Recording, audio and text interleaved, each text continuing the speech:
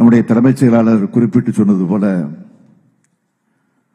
கடந்த ஆகஸ்ட் 15 விடுதலை நாள் நிகழ்ச்சி கோட்டையிலே நடைபெற்ற போது கொடியேற்றி உரையாற்றும் போது ஜெனரிக் மருந்துகளையும் பிற மருந்துகளையும் குறைந்த விலையில் பொதுமக்களுக்கு கிடைக்கக்கூடிய வகையில் முதல் கட்டமாக 1000 மருந்தகங்கள் திறக்கப்படும் என அறிவித்தேன். அந்த அறிவிப்பு இன்னைக்கு செயல்பாட்டுக்கு வர்றது பெரும் மகிழ்ச்சியை கொடுக்கிறது. நம்முடைய அரசு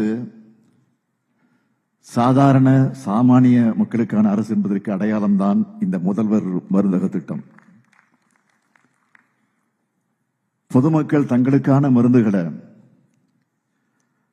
அதிக விலை கொடுத்து வாங்க வேண்டியது நிலைய மாற்றணும், அவங்களுடைய சுமையை குறைக்கணும்னு இந்த மருந்தகங்களை நாங்கள் திறப்பதற்கு திட்டமிட்டோம்.